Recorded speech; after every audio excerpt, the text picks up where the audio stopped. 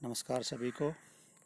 मैं Vinod Kumar, Jawahar Navodaya Vidyalaya Mohali, social science teacher. आज हम आपको ज्योग्राफी का पहला पाठ संसाधन रिसोर्सेज पढ़ाएंगे। सभी बच्चे ध्यान से सुनेंगे। रिसोर्सेज संसाधन है क्या? संसाधन वे सभी वस्तुएं जिनको हम अपने आसपास देखते हैं, उपयोग करते हैं, वे सभी संसाधन कहलाते हैं। जैसे हवा जिसमें हम सांस लेते हैं, पानी जिसको पीते हैं, अन्य काम करते हैं, खेतों में सिंचाई करते हैं आदि। पहाड़, सड़क, पुल, कारखाने, बांध, घर का अन्य सामान सभी संसाधन कहलाते हैं। इट मीन्स जो भी हम अपने आसपास देखते हैं वो सभी संसाधन है, एक रिसोर्सेज है। टाइप ऑफ रिसोर्सेज यानी कि संसाधनों के प्रकार। संसाधनों को मुख्यतः 3 भागों में बांटते हैं: प्राकृतिक संसाधन, मानव निर्मित संसाधन और मानव।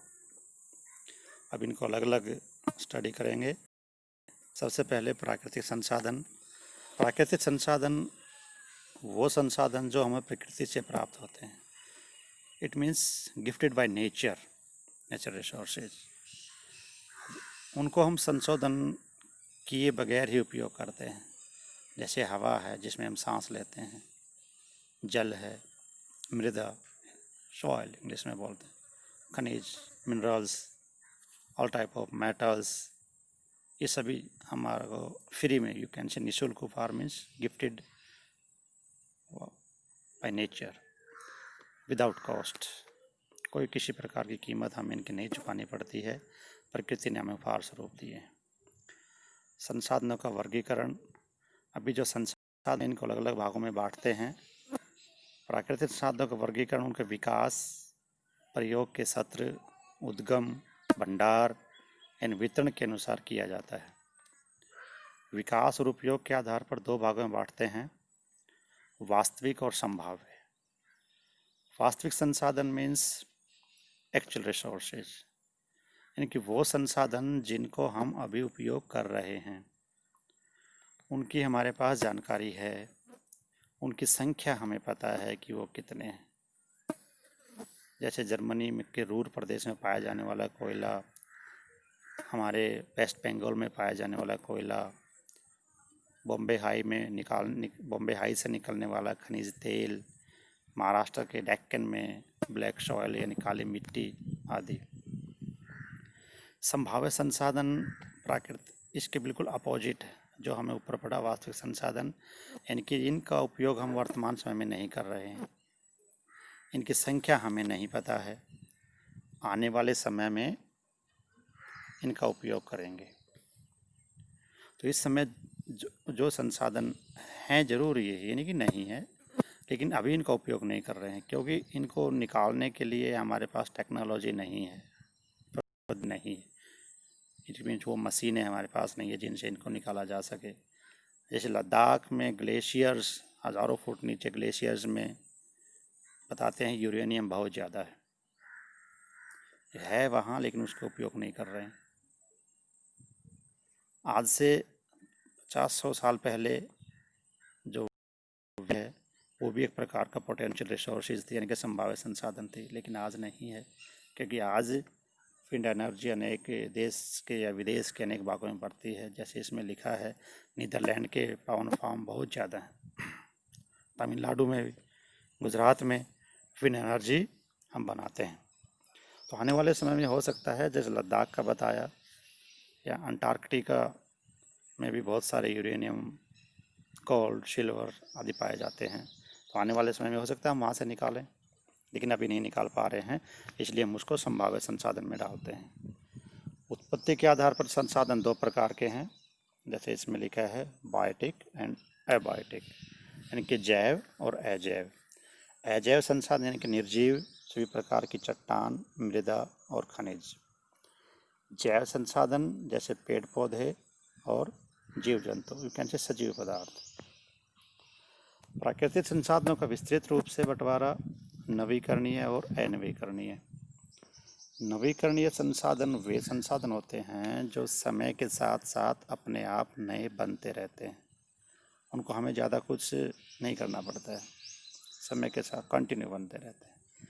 जैसे हवा है, नेचुरल रिसोर्सेज है, लेकिन क्या है, बनती रहती है, हम नहीं उसमें कोई इंटरफेयर हमारा है, मिलती रहती है। पानी है, बारिश होती है, ग्लेशियर्स, स्नोफॉल होता है, बर्फ़ जमती है, वहाँ से भी मिलता है। अंडरग्राउंड वाटर लेवल है, भूमिगत जल स्तर, वहाँ से भी हम लेते हैं, तो पानी है। सौर ऊर्जा है, धूप है, मिलती रहती है, उससे हम ऊर्जा बनाते हैं।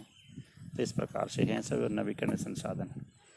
इसके विपरीत हैं कुछ अनवीकरणीय संसाधन, यानी कि वे संसाधन जिनको बनने में हजारों लाखों साल लगते हैं। जैसे सभी प्रकार की धातुएं हैं, सोना, चांदी, लोहा, कॉपर एक्सेट्रा।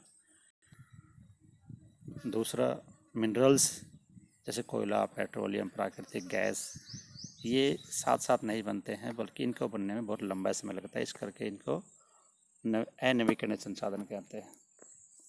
संसाधनों के वितरण के आधार पर दो प्रकार से हैं, सर्वव्यापक और स्थानिक। सर्वव्यापक मीन्स ऐसे संसाधन जो हर जगह मिलते हैं, वो सर्वव्यापक होते हैं। जैसे सांस लेने के लिए हवा है, वायु हर जगह मिलती है, पानी है, मैक्सिमम हर जगह मिलता है। स्थानिक मीन्स लोकलाइज्ड, जो स्थान निश्चित स्थानों पर नहीं मिलते हैं, यानी कि कहीं कहीं मिलते हैं, हर जगह नहीं मिलते हैं। जैसे ऑल टाइप ऑफ मेटल्स कह लीजिएगा, मिनरल्स कह लीजिएगा, वो हर जगह नहीं मिलते हैं। जैसे पंजाब, हरियाणा, उत्तर प्रदेश वगैरह में कोई खास खनिज पदार्थ नहीं मिलते हैं।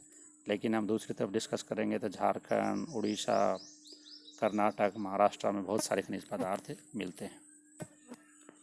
संसाधनों का निर्भर होना, ये संसाधन कहाँ पाया जाए, मैंने आपको बताया कि संसाधन डिपेंड करता है कि वहाँ की भूमि, वहाँ की क्लाइमेट कंडीशन, वहाँ की ज़मीन ऊंचाई कितनी है, सी लेवल से हाई कितनी हाइट पे है, आदि फिजिकल एंड जियोग्राफिकल फैक्टर्स पे डिपेंड करता है। इनकी अनइवन डिस्ट्रीब्यूशन है, असमान है, कहीं ज़्यादा है कहीं कम है। मानव निर्मित संसाधन नेक्स्ट। मानव निर्मित संसाधन वे संसाधन हैं जो इंसान अपने फ़ायदे के लिए बनाता है, अपने उपयोग के लिए है। जैसे पुल, सड़क, मशीन, वाहन, घर, फैक्ट्री, हमारा स्कूल है, सामने मेरे पीछे बिल्डिंग देख रहे हैं, ये भी मानव निर्मित संसाधन में आता है। तो मानव निर्मित संसाधन, प्राकृतिक संसाधन, और तीसरा है मानव।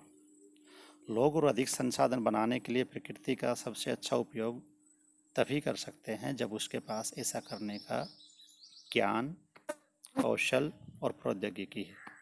इट मीन्स मानव निर्मित संसाधन तभी बनेंगे तब मानव के पास ज्ञान होगा, कौशल यानी कि स्किल, प्रौद्योगिकी यानी कि टेक्नोलॉजी उसके पास है, तभी वो मानव निर्मित संसाधन बना पाता है। तो इसलिए मानव अपने आप में बहुत बड़ा संसाधन है, बहुत इम्पोर्टेंस है मानव संसाधन की।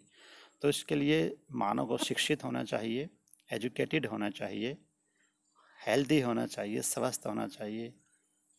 लोगों को बहुमूल्य संसाधन बनाने में ये सभी चीज़ें मायने रखती हैं। मानव संसाधन का महत्व, जैसे सूखे के कारण फसलों का विनाश होता था पहले, बहुत ड्राउट्स अकाल पड़ते थे, हजारों लाखों लोग मरते थे। एक जगह से दूसरी जगह पर जाने में काफ़ी समय लगता था, पहले पैदल जाया करते थे इंसान, बैलगाड़ी, फिर ऊँट गाड़ी आदि, बुल कार्ट, हॉर्स कार्ट वगैरह आई। आजकल हमारे पास बस, train, bullet train, aeroplane, helicopter वगैरह हैं। तो ये सभी किसने किया? मानव ने किया। सड़कों, रेलवे लाइन की कमी थी पहले, वहाँ बहुत ज़्यादा है। दूध का देख लीजिएगा, दूध उत्पादन में वृद्धि हुई, नए नए प्रकार के जो बीज उत्पन्न हुए हैं, तो बीज एग्रीकल्चर में, बीज में हुई है बढ़ोतरी हुई है, जिससे दूध उत्पादन में वृद्धि हुई। खाद्यान्न में वृद्धि हुई, पहले कम होता था खेतों में, आजकल बहुत ज़्यादा होता है। इन सभी समस्याओं का समाधान मानव ने अपने ज्ञान, कौशल और प्रौद्योगिकी से किया। चलो, ये बात है कि जो संसाधन हमारे पास हैं, इनका संरक्षण करना ज़रूरी है। संरक्षण होता है बचाना, संभाल कर रखना, क्योंकि जो भी मैक्सिमम संसाधन हैं वो लिमिटेड हैं। इट मीन्स वो अनलिमिटेड नहीं है। एक न एक दिन ज़्यादातर संसाधनों ने ख़त्म हो, नेचुरल रिसोर्सेज को छोड़ के बाकी जो सोर्सेज हैं वो ज़्यादातर ख़त्म होने वाले हैं। नेचुरल रिसोर्सेज में बहुत से संसाधन हैं जो ख़त्म होंगे, जो ऑल टाइप ऑफ, जैसे मिनरल्स, ऑयल है, मेटल्स हैं, ये नेचुरल रिसोर्सेज हैं लेकिन ख़त्म होने वाले हैं। चलो धूप मान लीजिएगा, हवा मान लीजिएगा, पानी मान लीजिएगा, ये ख़त्म नहीं होंगे, लेकिन बाकी दूसरे संसाधन वो ख़त्म होंगे। इसलिए उनको संभाल के रखना हमारी जिम्मेवारी है। हमारा कर्तव्य बनता है कि हम अपनी ज़रूरत के अनुसार उनका उपयोग करें और आने वाली जनरेशन के लिए भी बचा के रखें, क्योंकि हम आने वाली जनरेशन भी यही सोचेगी कि हमने उपयोग करना है और आने वाली जनरेशन को बचा के रखना है। ये जो प्रोसेस है, ये सिस्टम है, इसको बोलते हैं सतत पोषणीय विकास। इट मीन्स हर जनरेशन इस प्रकार से विकास करेगी कि आने वाले जनरेशन के लिए बचा के रखेगी। तो इसके लिए हम क्या करेंगे कि प्रत्येक व्यक्ति उपभोग को कम से कम वस्तुओं के पुनर्चक्रण, रिसाइकलिंग जिसका बोलते हैं, पुनः उपयोग का योगदान दे। एक विभिन्नता में एकता और सभी का जीवन एक दूसरे से जुड़ा है, तो हमें संसाधन संरक्षण की आवश्यकता है। संसाधनों का सावधानीपूर्वक उपयोग, ताकि वर्तमान पीढ़ी, हम पहले बता चुके हैं, सीमित मात्रा में है, हमारे उपयोग के लिए बनाया बहुत महंगा है, एक दूसरे की ज़रूरतों को ध्यान में रखकर। चलिए लास्ट में संसाधन शपथ। आज हम यह शपथ लेते हैं कि अपने पास उपलब्ध संसाधनों का उपयोग हमेशा सावधानी से करेंगे, दूसरों को भी सावधानी से उपयोग करने के लिए प्रेरित करेंगे, संसाधनों को ज़रूरत के अनुसार ही उपयोग करेंगे और उन्हें बर्बाद होने से बचाएंगे। जय हिंद, जय भारत।